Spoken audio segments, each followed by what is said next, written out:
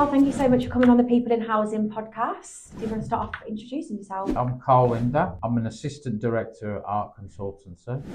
Been there for about 2 years, and good thing for working for somebody like Arc is you get a good helicopter view of the sector and all what's going on at the moment. I can imagine. So thank you for inviting me along. Yeah, no, thank you so much. It's great to have you on. So I guess obviously maybe a good place to start is actually how you actually got into social housing. As with most people that work in social housing, I don't think many people are at school saying, oh, I'd love to work in social housing when they're like 12 years old. So I left school when I was 17. I did 1 year in the sixth form, and I left because all my friends decided to leave. You know, there wasn't a lot of career planning that went on. Didn't know too much then. And I left school and I applied for 2 jobs, one to become a chartered accountant and one to become trying to be an architect. And I got the architect's job, so that's how I got into construction. Decided your fate. And then I worked there and I went to college and I got my ONC and my HNC. Then the market fell out of the new build sector in the early 90s.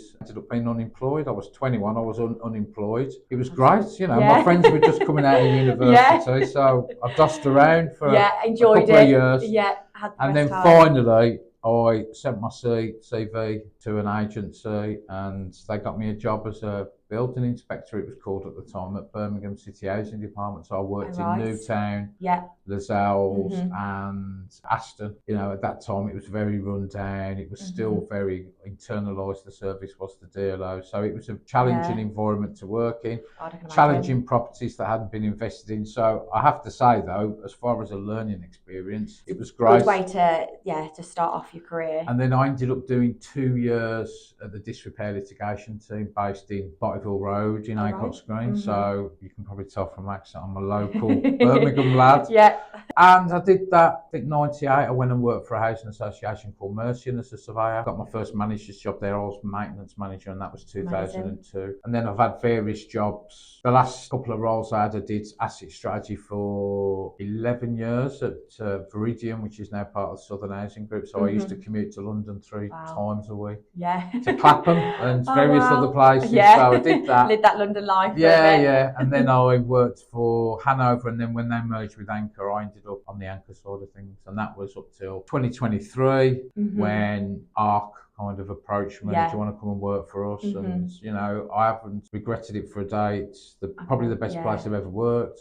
You get a load of different experience, speaking to a lot of clients. You know, you use your brain a lot because you know you've got to think of solutions. For the last year I've been working in Northampton as head of compliance for MPH, so I've really enjoyed that, but I'm still doing a few projects doing a bit of both and things as well. Amazing. What do you feel like the biggest challenge has been in terms of getting, you know, the right people into the sector? I think post-Grenfell, obviously there's been a big focus on fire, but I think generally in compliance there's been a big focus on the big 6 and other areas as well, like radon and servicing fire equipment and all that sort of stuff on the compliance side. So there's been a big focus on that, and there's been a big professionalisation around systems, processes, making sure as well you've got the people with the right, not only the right attitude's really important, but they also need to have the right skills and they need to have the right qualifications. You know, if you're in charge of a particular piece of compliance like gas, you need to understand all the legislation. I think one of the other challenges has been, and this is across the sector,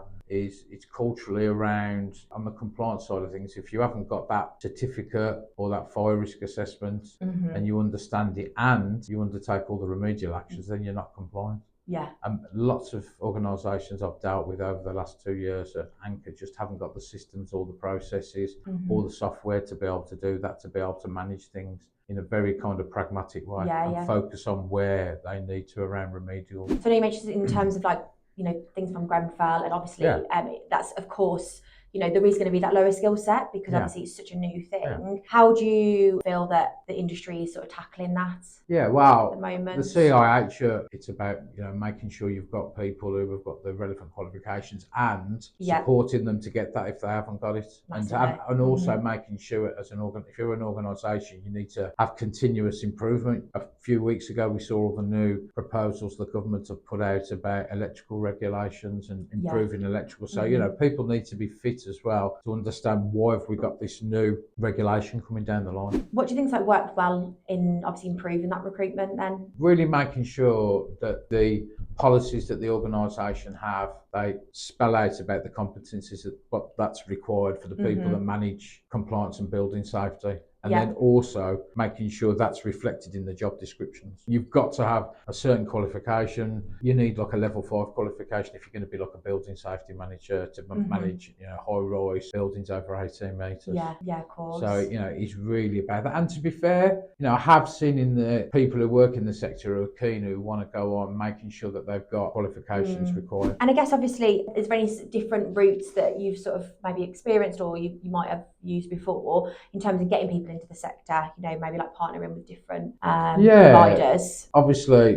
I've recruited staff with you guys, but as well with Arc. We're always looking at the sector. We're always reading the press. We do make a note of the people that are coming through, or there's a story about them in Inside Housing, or you meet them at a conference, or even actually a few people that I've brought onto the compliance side of things have actually worked for contractors that have worked for us, but they've been technically really good. Okay. And so I wouldn't say I've poached them, but I've made them aware there's opportunities coming up. Do you want to come and work for a social housing provider? So just get that different perspective. And also, to be truthful, they've probably got more of that commercial perspective as well, and that's really important because what we need to do to invest in the portfolio of social housing that we manage, it's expensive. So we need to be trying to think of innovative routes of packaging up work and making sure that we put ourselves in a position that when we put things to market, they're appetising as well to contractors. 100%, yeah. So looking at it from both different angles. In your experience, you have done some gone through some restructures as well that you've led on. Are there any sort of recommendations that you would give to the sector in terms if someone was going through that same thing? Obviously, there's a big driver around cost, and you'll know this. I know this working for Arc that. We've seen a big rise in salaries in the market because, the pool of people, it probably isn't as big as it should be. So it does drive the salaries up on the compliance side. In any kind of organisational structure, managing building safety or managing compliance, you do need to build in a bit of redundancy. You can't have one job that one person does. And when they're on leave, that stops. That's it. Yeah, absolutely. So when you're designing a structure for a new organisation, you do have to have a bit of redundancy within the structure, or you need to make sure that you've got people almost buddied up. So, and a lot of organisations don't do that. I've seen organisations that when somebody's on leave, the electrical testing stops. It's not done. Or the emails coming from the contractors and nobody's dealing with them. The other thing as well is to look at is quite a lot of software systems out there now that will manage compliance, and you can just send the certificates in and they'll collate them for you. Now that also takes out a lot of the human error that you do get within compliance. So anything like that can remove human error, that can make teams more efficient, the software side of things, then, I would recommend anybody looks at that as part of managing compliance proactively. So having like a bit of like a combination, like you say, like having the software side, but also having that backup in terms of like the redundancy support as well. Okay. And then I know you mentioned in terms of there is a bit of that skill gap. What sort of things do you see in the sector? More people who work in the sector, especially on the compliance side, want to do training and want to get qualifications that support their expertise. We've seen more staff doing that, and I think also since Grenfell, there's been a bigger focus on, if something does go wrong, my name could be against it. So I think also people who work in that part of asset management within social housing want to make sure that they've got the qualifications so they can do the job properly. So, it's great having a restructure, it's great having the right people in and having the right systems in, but you do then also need to have a plan to keep investing in these people as far as their skills and let them have time off to be able to do courses or keep refreshing their skills. So, that's really important. It doesn't stop that, when the last person comes in on the structure, you've got to invest in those people going forward. Always having that support. Yeah, because I think that's one of the things that we do come across, when we are recruiting in terms of compliance in the sector,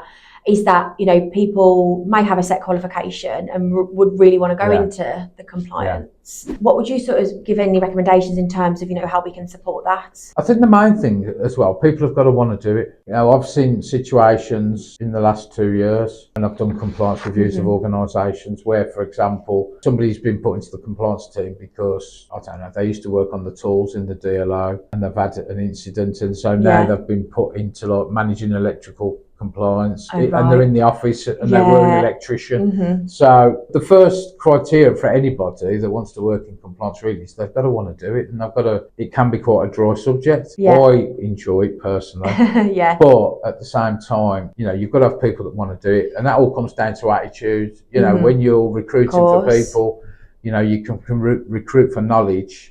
You can recruit for skills, and you can see that on a CV. Yeah. But the attitude bit that is the bit that really comes out at an interview, and that's the hardest bit to change with somebody as well, is their attitude. You know, if they haven't got the attitude, it doesn't matter what qualification skills they've got. You can't have an effect on that. Yeah. Can you at all? So that's really the most important thing to look at, is people's attitudes. If you're restructuring a team, you know, you want to be left with a team of people that have got the right attitude, that want to grow, and you have that culture. And the most important thing actually is having an open and honest culture. Yeah. Because if something's starting to slide or go wrong, you want to deal with it as early as possible. So you want, so you can sort it out then. Oh God, yeah, absolutely. And what would you sort of say are those key attributes that you would sort of look for? Do you know what I mean? To get that right culture. In my experience, kind of culture comes from the top down, doesn't it? So people at who are leading these teams really need an open and honest culture. They need to give staff the opportunity to, you know, to talk openly, whether it's in a one-to-one or whether it's in a meeting. You know, people need to be able to feel that they can put their hand up and say, actually, there's a problem here, or I don't understand this as well. Because sometimes things go wrong because people don't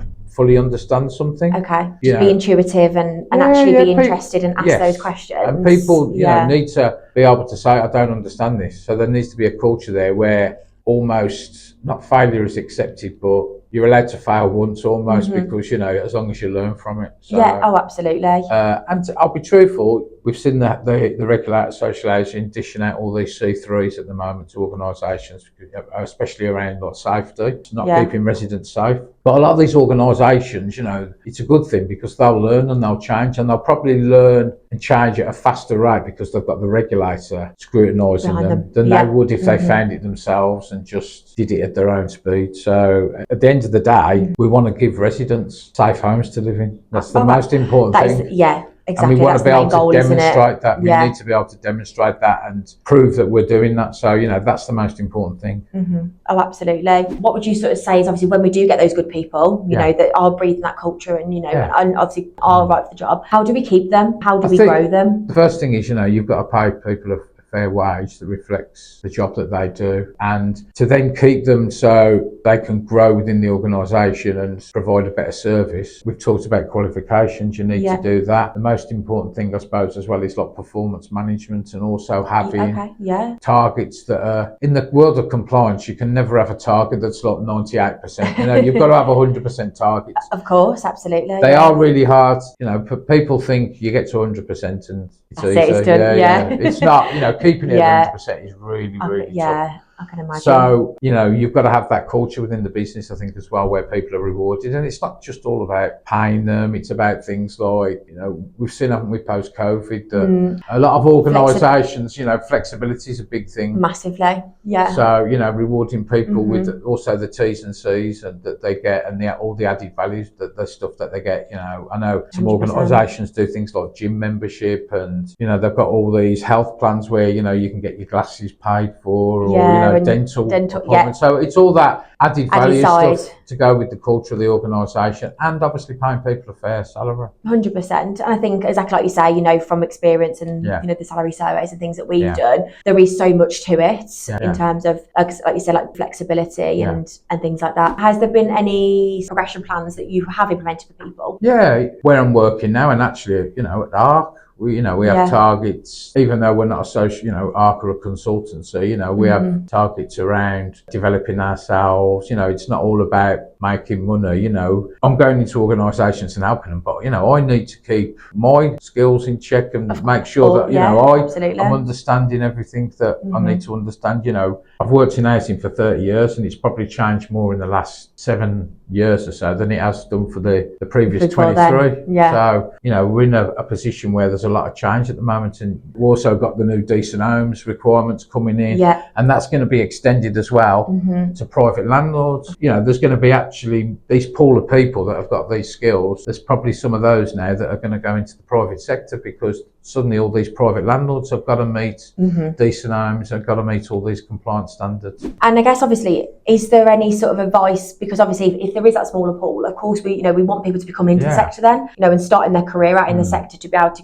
get to that level of specialism in compliance. Any advice that you would give to someone that's going to be looking to get into the sector? I'd say, working in the sector, we all come into contact with contractors, consultants, even other people that work in property. I'm working at Northampton now. Obviously, I deal with the council. So, there's people there that work in property. So, you haven't got to have people that are just, social housing background. Obviously, it helps. But at the same time, if they've got relevant skills that they've picked up in other parts of, property and construction and things like that, then there's the opportunity to mould them and get them into social housing. I'd say to anybody in the sector, when you're working with other people, keep an eye out for people that you think I could next time there's a role coming up, but they could come and work for come work with us. And I know people I know people now that are started out as admin people, just general admin people, who are now, head of data at large organisations and things like that. It's not only about amazing, construction people, it can be people that have started as a general admin and come into it's always interesting, I think, when you see people's CVs and you see they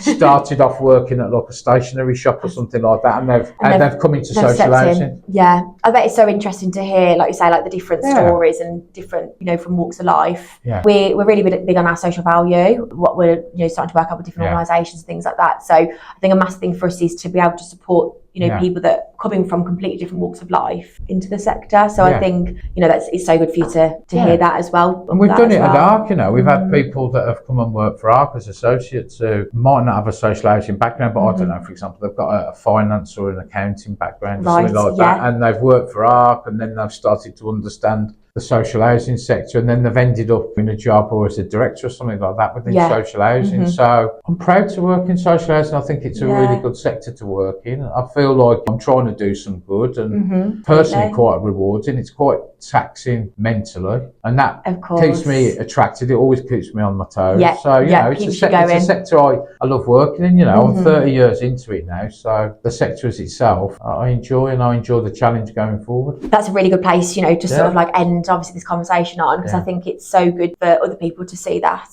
from your experience over the last 30 years. So thank you so much for all of that. It's been obviously really good to chat to you, but thank you for all of the insight and all of the advice and everything moving forward. So thank you, Karl. Thank you so much for coming on the People in Housing Thank you, Katie. Thank you for inviting me. No problem. Cheers. Thank you. Thanks.